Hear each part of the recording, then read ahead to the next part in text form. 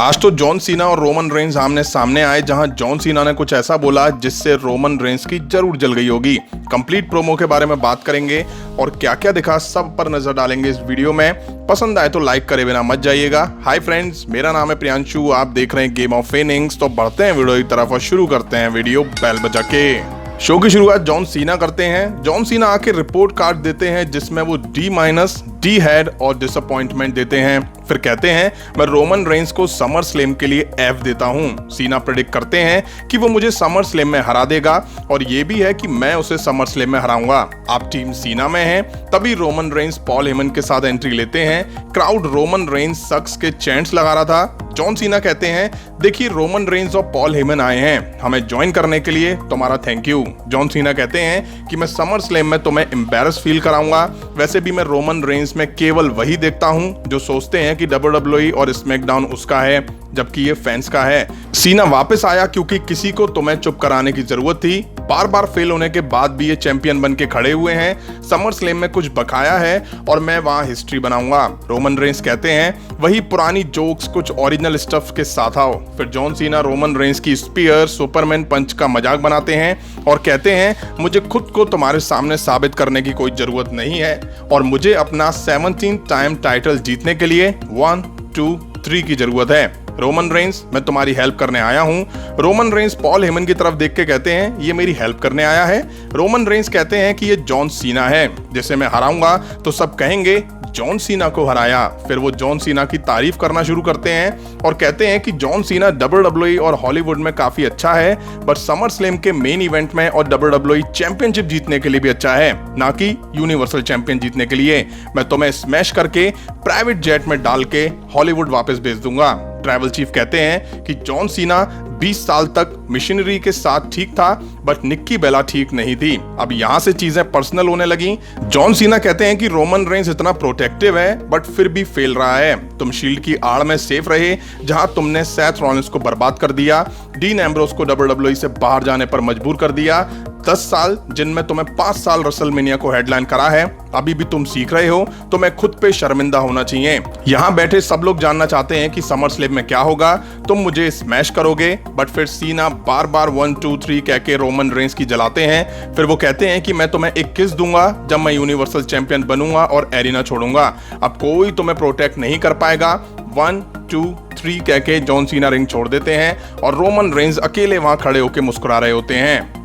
अब टाइम था Apollo Crews versus Nakamura के बीच इंटरकॉन्टिनेंटल टाइटल मैच का। रिंग साइड अजीज और बुग्स भी मौजूद होते हैं। अब लास्ट वीक भी इन दोनों सुपरस्टार के बीच मैच दिखा था बट वो डिस्क्वालिफिकेशन की वजह से एंड हुआ था और नया इस मैच में ये था कि ये टाइटल मैच था। दोनों साइड से एक दूसरे को मूव लगते हैं। शुरू में ही अजीज नाकामुरा को इंटरप्ट करते हैं, वहीं अपोलो टॉप रोप से मूव देने वाले होते हैं तो रिक बुग्स गिटार बजाने लग जाते हैं तो रेफरी उन्हें वापस जाने को बोल देते हैं। अजीज मौका का फायदा उठाना चाह रहे थे बट रेफरी उन्हें भी देख लेते हैं और वहां से जाने को कह देते हैं। अब मैच के एंड में नाकामुरा ने अपोलो को मूव दिया और पिन करके बन गए न्यू इंटरकॉन्टिनेंटल चैंपियन। अपोलो जाओ अब बिना डिफेंड करे बहुत लंबे टाइम तक चैंपियन रह लिए। वैसे ऐसा होने की उम्मीद मुझे समर स्लैम में थी, शायद वहां मैच अब इनके बीच नहीं देखने को मिलेगा। अब हमें street profits versus alpha academy के बीच मैच दिखा। मैच की शुरुआत फॉर्ड और चैट गैवल ने करी। हालांकि जल्दी चैट गैवल ने ओटिस को टैग दिया तो ओटिस ने आके फॉर्ड पे अटैक करा। टैग डॉकिंस पर आया तो ओटिस ने उन्हें भी मार दी। हालांकि डॉकिंस ने अच्छा फाइट बैक करते हुए ओटिस की कुछ हद तक हवा निकाली। अब ओटिस अलग ही चौड़ में थे बट डॉकिंस ने चैट गैवल को मूव देके मैच जीत लिया। ओटिस देखते रह गए।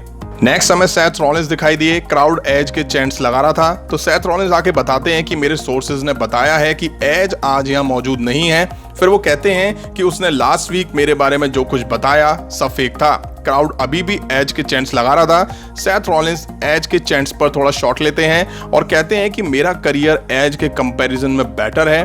उन्होंने प्रूव करने के तौर पर खुद का और एज के करियर हाइलाइट्स की एक वीडियो चलवाई। दोनों के बीच सारी चीजों को लेकर कंपैरिजन दिखा, जैसे WWE में debut, money in the bank cash in, world championship जीतना, रॉयल रंबल और भी बहुत कुछ। वीडियो के बाद सेथ रॉलिंस कहते हैं कि अगर मैंने 2014 में एज को कर्व स्टॉम्प दी होती तो आज उनकी वापसी नहीं होती और सेथ रॉलिंस वर्सेस एज के बीच ये मैच ना हो रहा होता और एज अपनी बेटियों को झूले पे नहीं झुला रहे होते बल्कि उनकी बेटियां उन्हें व्हील चेयर पर धकेल रही होती।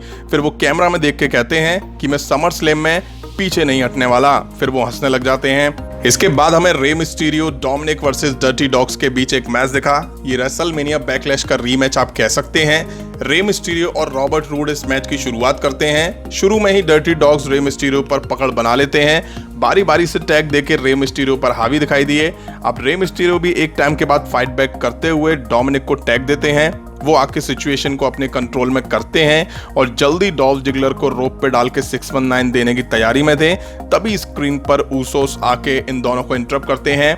टैग रॉबर्ट रूड लेते हैं और डोमिनिक रिंग में रूड को रोल करके मैच जीत लेते हैं। मैच के बाद समर स्लैम में होने वाले टाइटल मैच के लिए ऊसोस रे मिस्टीरियो डोमिनिक को वार्निंग भी देते हैं। अब कॉर्बिन की एंट्री हुई, वो भी बिना म्यूजिक के और हैवी बूज के साथ। वहीं फटे हाल जैसे लुक में रिंग में आके वो कहते हैं, अगर चीजें नहीं बदली तो मैं दिवालिया डिक्लेयर हो जाऊंगा। ये आखिरी टाइम है जो मैं आपसे हेल्प मांग रहा हूं। मुझे आप सबसे कम $1000 चाहिए। कॉर्बिन कहते हैं, मेरे फोन में क्रेडिट कार्ड स्कैनर भी लगा हुआ है। तभी केविन ओवेंस की एंट्री होती है और वो आके कॉर्बिन से भीख मांगने को मना करते हैं। वो कहते हैं, मैंने तुम्हारी कुछ वीक पहले हेल्प करी थी। मुझे लगा तुम रियल हो, बट तुमने फिन बैलर के कॉन्ट्रैक्ट को बर्बाद कर दिया। अपने फायदे के लिए दूसरों की सिंपैथी लेना बंद करो। और वैसे भी $1,00,000 की भीख कौन मांगता है? कॉर्बिन कहते हैं, मैं तुमसे $1,00,000 कहाँ मांग रहा हूँ, मैं तो तुमसे केवल $1000 मांग रहा हूँ। केविन ओवेंस एक मैच के लिए चैलेंज करते हैं। अगर कॉर्बिन जीतते हैं तो उन्हें $1000 मिलेंगे और अगर हारते हैं तो फैंस के सामने उन्हें भीख मांगना बंद करना होगा। इसके ठीक बाद हमें केविन ओवेंस वर्सेस कॉर्बिन के बीच मैच दिखा। मैच से पहले ही केविन ओवेंस कॉर्बिन को एक जबरदस्त स्टनर लगा देते हैं। ब्रेक के बाद मैच शुरू होता है और केविन ओवेंस कॉर्बिन पर कंट्रोल बना रहे होते हैं। कॉर्बिन फाइट बैक की कोशिश करते हैं बट केविन ओवेंस उन्हें कैनन बॉल देते हैं। अच्छा मैच दिखा दोनों सुपरस्टार के बीच। कॉर्बिन भी केविन ओवेंस पर हावी दिखाई दिए।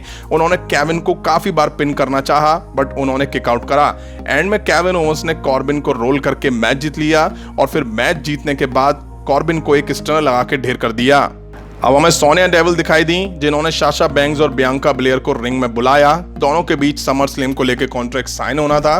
बियांका ब्लेयर पूछती हैं कि क्या वो फिर से भागने वाली हैं और उसे पता होना चाहिए कि वो उसकी पीठ में छुरा घोंपने वाली है। बैंक्स को बस रेसलमेनिया का रीमैच मांगना चाहिए था।